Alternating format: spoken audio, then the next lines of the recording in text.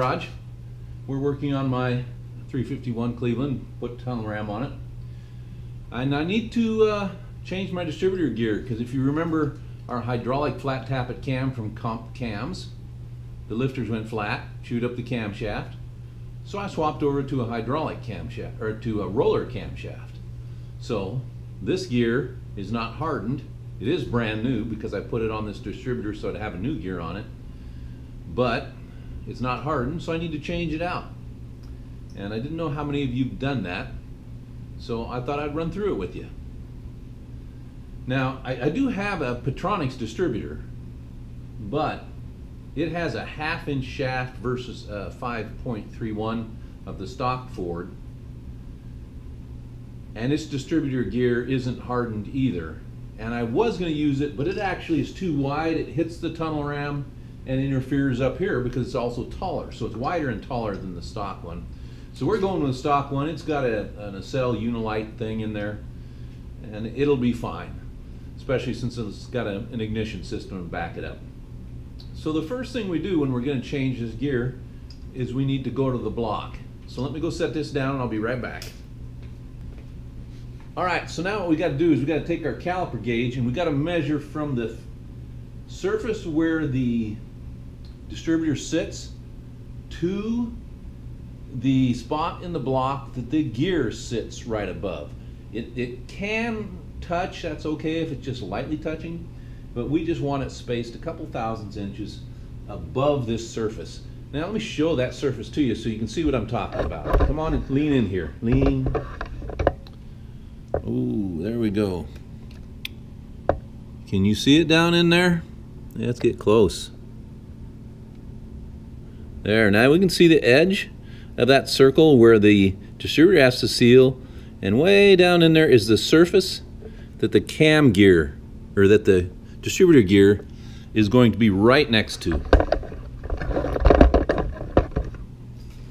So I measure that by using my caliper here. I set this edge on this ring, the sealing the surface where the distributor sits against, and then I extend it by opening it down till this touches that. Now I already know what it is, but let me run through it with you. Make sure your caliper is zeroed. Alright. I set it on the lip and I run it down in there. And it sits right on that surface.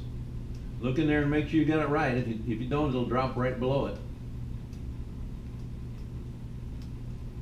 So there it's hitting on it, so I'm just going to tighten up my screw a little bit so it doesn't wander away. And there it is. It's just over 4 inches down, 4.06, and it says 2.5. We're not going to worry about that. That is close enough. I'll double check just to make sure I didn't move anything. Taking it out. It should just touch that surface and just touch this surface. Yeah. That's perfect. So this is the distance we're looking for on our distributor, from the bottom of the cam, or bottom of the gear, to the mating surface on the distributor. So let's go look at that. So here we are. Here's my distributor. Now this is the surface. I'm putting on my glasses here so I can see what I'm doing. This is the surface that sits against the block. And this is the bottom of the gear that sits against the interior there that we can see. And I should be fairly close if we set that right on there and right over to the gear. There you can see the difference. That's all the gap that was in the stock one. And that's all the gap we need on this one. The gear could be down just a little lower. This is actually a replacement gear. And you can see where the other gear, they've actually marked the distributor right here. And that's how far down the gear goes. And that's also the distance to that space in the block. So we're pretty good to knock the pins out. This gear has 2 pins. Can you see that? There's one there. And there's one there. The reason for that is Cleveland's oftentimes shear their pins off. I'm not going to say often, but if anything at all gets into the pump, the oil pump that's being driven by the shaft coming out of here, it breaks these pins. And that's pretty common.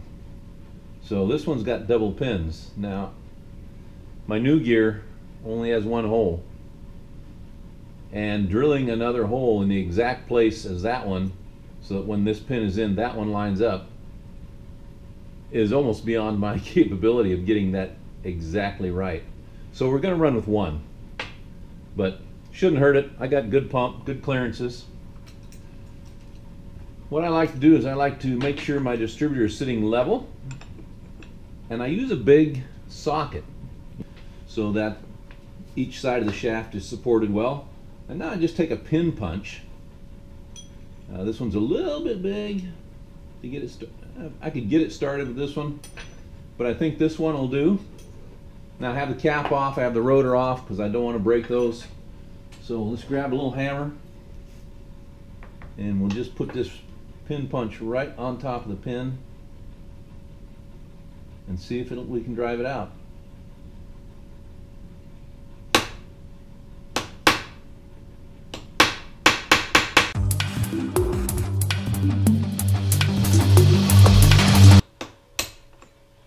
It's out.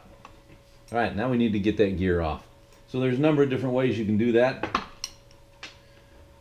Beat on it with a hammer. Maybe it's not on there tight. Now it's on there pretty good. So we can use a gear puller, and that's what I'm going to find, so just hang on. All right, so as you can see, I went and got myself a tiny gear puller. Actually, I couldn't find my tiny gear puller. I got one of the biggest ones I got.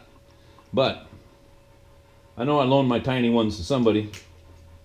Haven't seen them since. But we're just going to pull the gear off.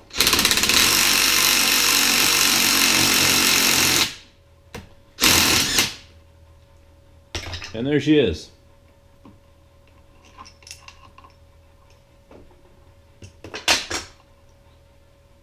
One gear. Now it's important to note which hole this goes back into, that our new gear goes into. And it goes into the one that's furthest up the shaft, if you're matching the gear marks. I'm actually going to clean this gear just a bit, but see if that's dirt or what is in there. Yeah, looks better than it did. All right. One of the tricks to getting this gear back in here is lining it up. Well, we got some marks in there. Ooh. Is lining it up with the holes that you're going to be sliding this onto. And remember, we're going with the furthest up hole, not this one down here. We're going with that one there. So we're looking at this hole right here. And it should just slide onto a point, and then it should get tight. But we want to make sure they're lined up, because it is really hard to turn once you've pressed it down on there. So make sure the holes are lined up where you want them. Then it's just a matter of slowly driving this on. Make sure you've taken off your rotor. You don't want to smash that. Now this actually is not attached solidly to the shaft, but it does clip in. It does have a metal lip that it sits on, so it should be good for us to drive down in. Now I'm just going to get a deep well socket that fits right over this, and we're going to drive it in with that. So let me go find a deep well. Make sure our holes are still lined up the way we want. Well, you know there's only one hole in this gear? One hole. Well, we'd like the roll pin to go all the way through, so we're going to drive it in, line it up, drill the rest of the way through it. That is what we're going to do. Need a bigger socket. Should have known that. It's a 1/2 inch shaft and you need at least a 1/2 inch socket.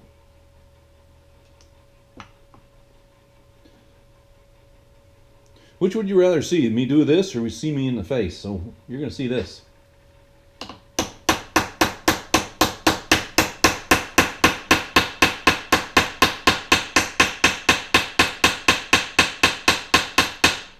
that hole lining up?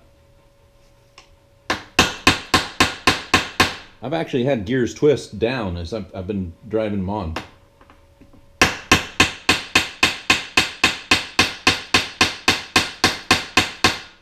One thing you can do if it's not going on well at all, pull it back off, heat it up. But remember, these are heat treated to be hard, so don't go bug nuts with a torch and get it to 1,000 degrees or you destroy the hardness on it. So it's moving down. We're looking good. And there was plenty of grease on it, otherwise I would have put anti-seize on it.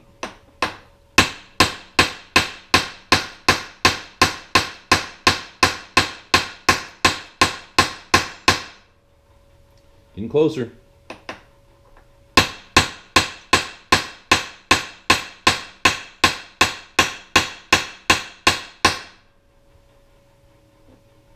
Uh-oh. Uh-oh. Obviously this narrows down as it goes further up, so now I've got my socket just a little stuck. I'm going to put it in a vise and pry it out of there. You guys get to watch me fool around with it.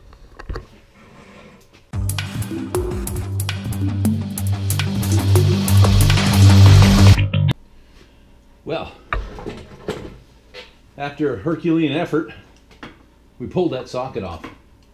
So now I got a much larger socket with a much larger center. We're not going to get it stuck again.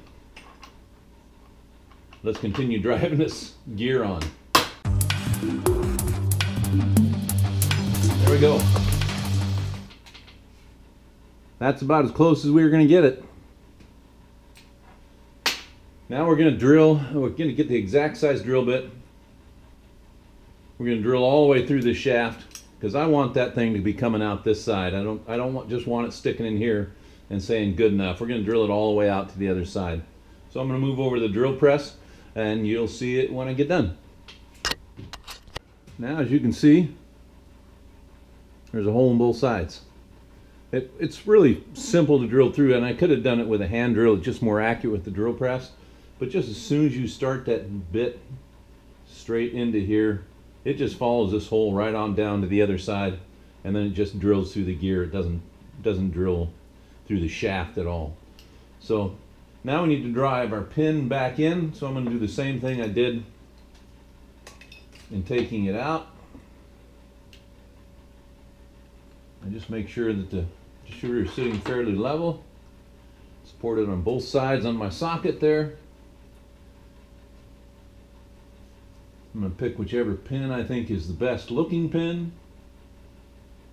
Handsome pins. And if one of them fits too loose, I'm definitely going with a tighter one. So we'll see how this one fits. Oh, that's going to be good. That's going to be good. Don't go all grill on it. Just tap it in. Don't do like I did earlier. Don't beat on your teeth either. So if you don't have a smaller hammer, make sure you got a punch that you can sit on top of it like that, and then drive it in.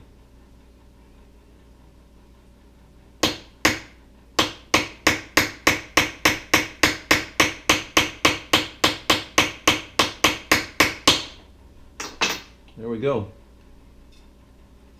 It's right there. It's flush on this side. That's perfect. Now we're going to clean this up because we probably got a little metal in the, from drilling on it. And we're going to liberally coat this, heavily coat it with break-in lube. They actually send a gear lube with this. So you'll heavily coat it before you drop it down in there. But we're not going to drop it down in until we're ready to go. I'm going to prime the pump in there in the engine. Make sure it's got oil. Pull the valve cover off. Watch the oil come through the rocker arms up there. Then I'll drop this distributor in. I already have the plug wires on the cap, so it's ready to go. So as soon as I drop this in, we can turn the key and fire it up. Everything will be ready to go. And that'll work great, because as long as we got all that oil up there, everything's pre-lubed, and we shouldn't have any break-in problems with our roller cam. So, well, that turned into an adventure. It was supposed to be an easy thing to put this gear on. I used too small of a socket to start driving it on, got it stuck on there, had to pull it off. But we're back together. So I appreciate you watching, and get out there and work on your stuff.